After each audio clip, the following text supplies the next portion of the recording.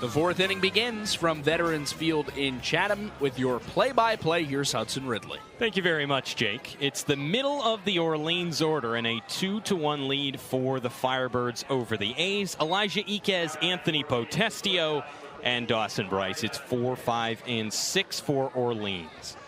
Iquez to lead it off from the right side against the righty Caden Smith. It's the starter's fourth inning. Shakes off the catcher Jackson twice. Now agrees on a sign. At the belt, he deals. Breaking ball cut on and missed. Strike one.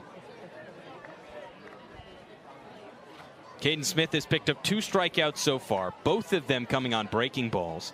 He was an exclusively fastball guy to begin the year, but he's worked in the off speed even more so as the year has gone on. 0-1, fastball high above the letters of Elijah Iquez. 1-1. White block letter Orleans across the front of black jerseys. Can't wear red on the road today. 1-1 pitch, breaking ball, grounded left side and foul. A scorcher that trails down the left field line and into the A's bullpen. Nobody up warming. Caden Smith has allowed 2 runs thus far on just 2 Orleans hits. One of them was unearned back in the first.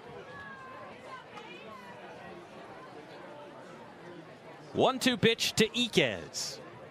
Here it is. Breaking ball down and away. 2-2 on Orleans' star shortstop. There's a case that could be made with how well he surged this year. He has his name in MVP talks right now. 2-2 pitch. Breaking ball cut on and missed. Strike 3. That's the 3rd strikeout today for Smith. All of them on breaking balls. And it sets the leadoff man down in the top of the 4th. Orleans still on top of Chatham 2-1.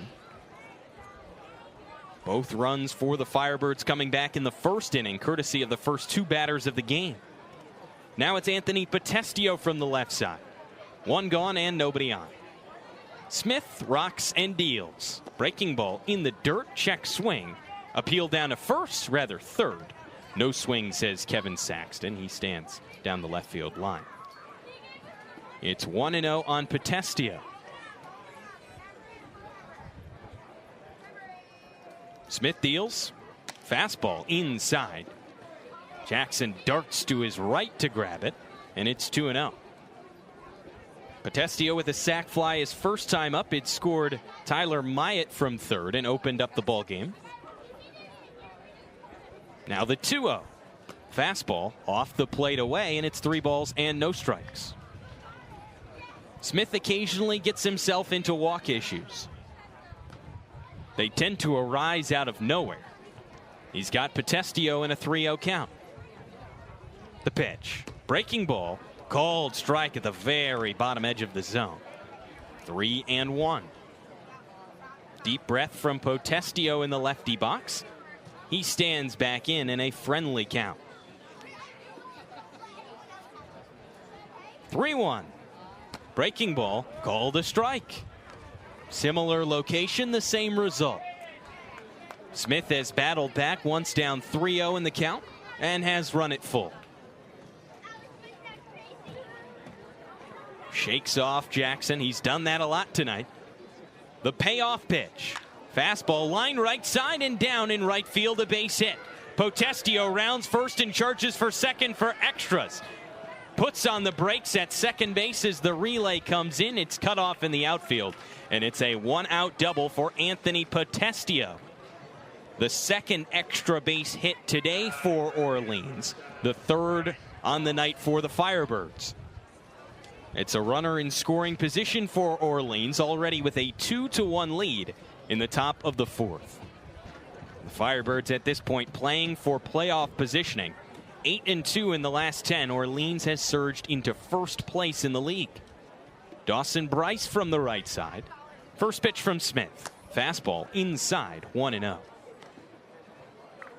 Orleans was languishing with Chatham at the bottom for weeks until this recent stretch has put the Firebirds on top.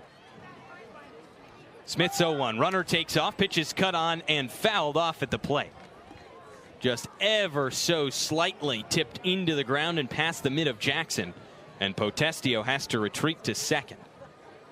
Without a swing, Potestio, who got a great jump, likely would have been into third standing and put another run for Orleans just 90 feet away. Stands back on second base. Trace Mazan, Chatham's second baseman, equal distance from the bag as Potestio. Isaiah Lane, the shortstop, playing deeper in the hole with his heels on the grass. It's an 0-2 to the right-handed hitting Bryce. Smith deals. Breaking ball. Called. Strike three. A long wind-up and punch-out from home plate umpire Ryan DeMari, and it's a fourth strikeout for Smith. Boy, the breaking ball has looked excellent today. That puts two down in the top of the fourth and leaves Potestio on second. It's Javar Williams from the left side.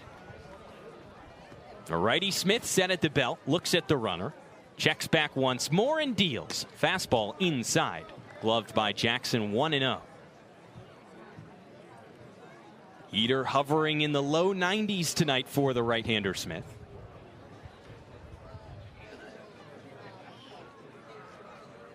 From the stretch, he deals. Breaking ball down and in.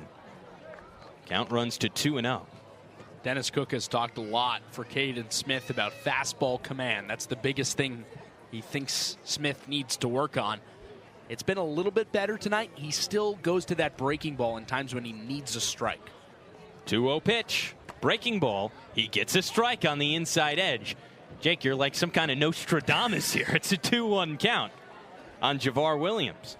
He's done that all night. All four strikeouts from Smith have been on the breaking ball. He's got a 2-1 count to Javar Williams. He deals.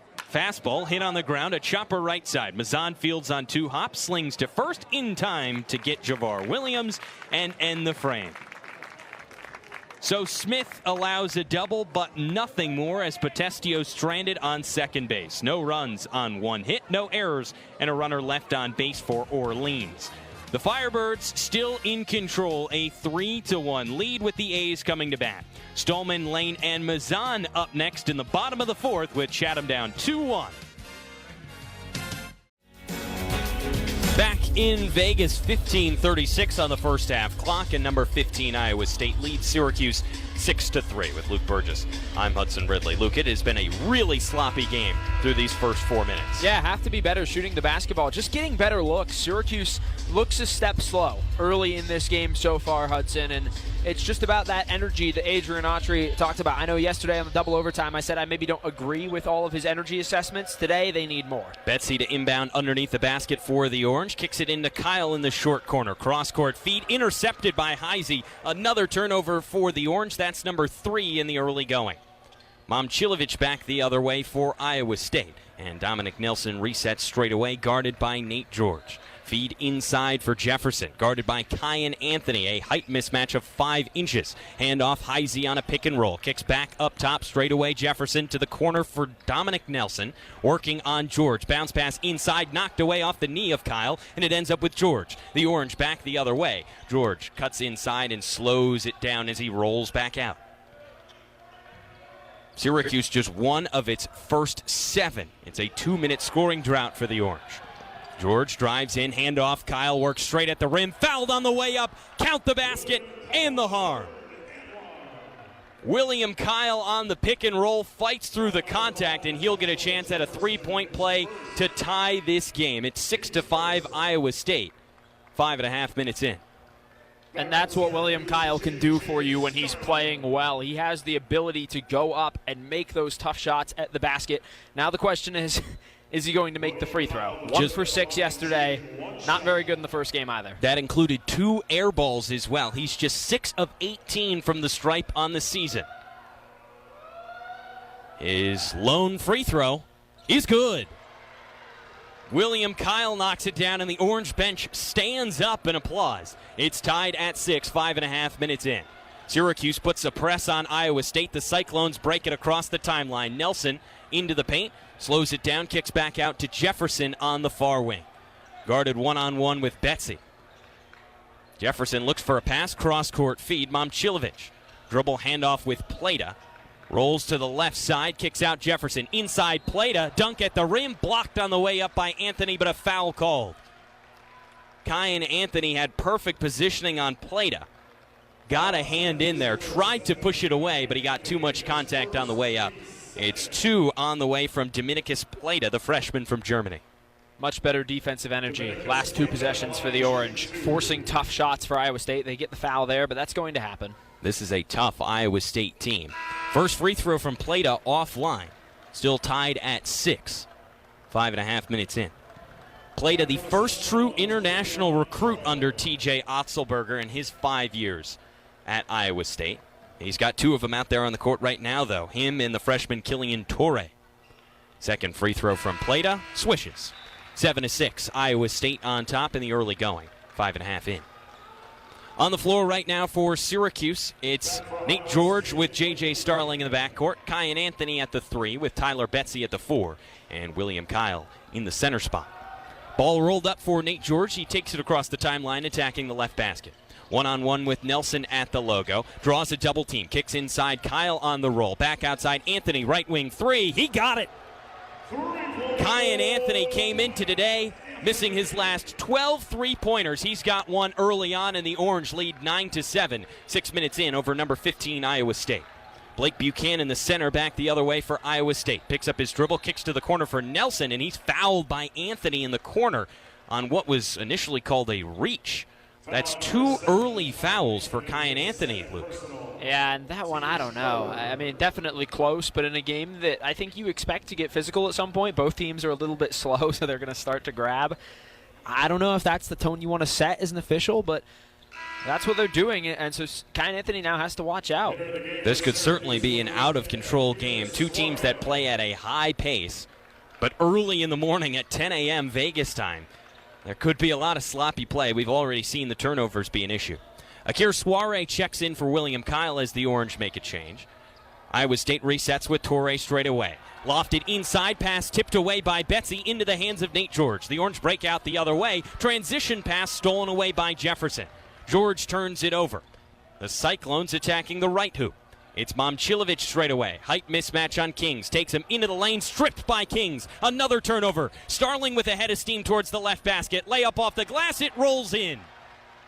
The Orange lead up to 4. 11-7. Syracuse 6.5 minutes in. J.J. Starling doing what he does best there. Turns on the Jets and scores. Torre gets a screen. Kicks to the corner. Momcilovic 3. No good. Off the back heel. Rebounded by Betsy. Starling takes it across the timeline for the Orange. Working one-on-one on his defender. Gets it to Akir Soare in the corner. He's played nearly 60 minutes of action and still has not taken a shot for the Orange. Screen and roll with Anthony. Draws the double team. Kicks to the corner for Starling. Switches court to George. Three-pointer no good. Off the rim and then off the top of the backboard and out of bounds. It's Iowa State ball. Right now, Syracuse has just 71 total yards of offense in the first half. North Carolina, who averages 110 rushing yards per game, has already run for 122 after one half of action. So something has to change for Syracuse. Luckily for the Orange, they deferred to the second half, so the Orange will get the ball to move from left to right. Jaden Hart and Tyleek Hill, the 2 returners for Syracuse, who head back deep. It's Reese Verhoff to kick it off for North Carolina as fans retake their seats in a sparse Friday night dome crowd. Verhoff jogs up to the ball and boots it deep. Heads towards Hill on the left side of the left end zone. Takes it at his chest and kneels in the end zone. A touchback and the ball heads out to the 25.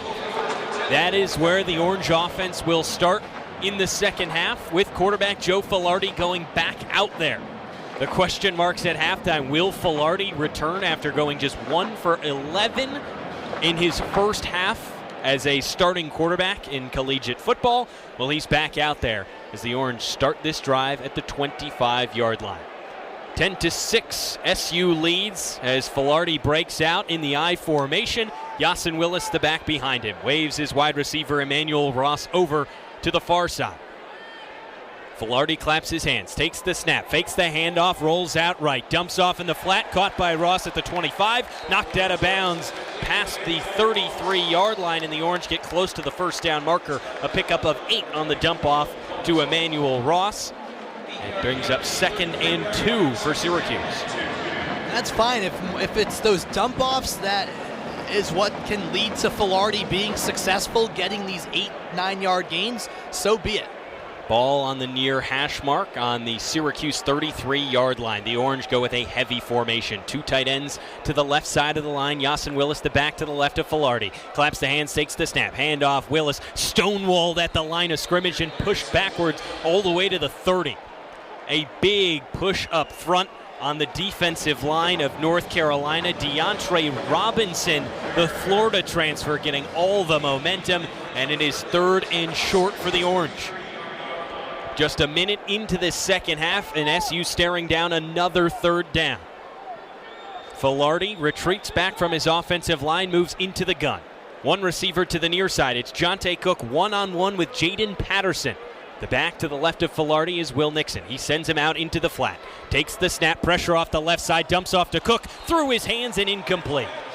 Fired for Cook at the 40-yard line, 6 yards past the sticks, and went directly through his mitts and out of bounds. It's 4th down Syracuse, and the punt unit hits the field. That's one you have to connect on if you're Filardi. Cook ran the route correctly. You had him on the out route towards the sideline, and he just misses the target. It's as simple as that. Brings up Jack Stonehouse again. He's been tremendous today. His last punt was downed inside the 10-yard line, averaging just around 48 yards per punt. He has his heels at the SU 19. Snap goes back. Stonehouse boots it. A high spiraling kick. Fair catch called for by Hardy at the 27-yard line. And that is where UNC will begin its first drive of the second half as Gio Lopez goes back out there. Lopez in the first half was significantly better than Filardi. Despite not being great this season, Lopez 7 of 11 for 86 yards in that first half. Has only passed for over 200 one time, and that was last week against UVA. A close game where UNC was just a possession away from taking down the number 17 team in the nation. Now they're in a dogfight with the 3-5 Orange. The ball at the 27-yard line of UNC. Gio Lopez in the shotgun. The back to his left is Damon June. 2 receivers to the near side, 1 to the far. Orange jittery at the line. Chip in motion to the near side. Snap to Gio Lopez. Fake screen. Dump off the other way to June. Catches it at the 25. Cuts at the 30. Upfield at the 40. Breaks a tackle at the 45. Stiff arm down the sideline to the 20. 15, 10, 5. Touchdown.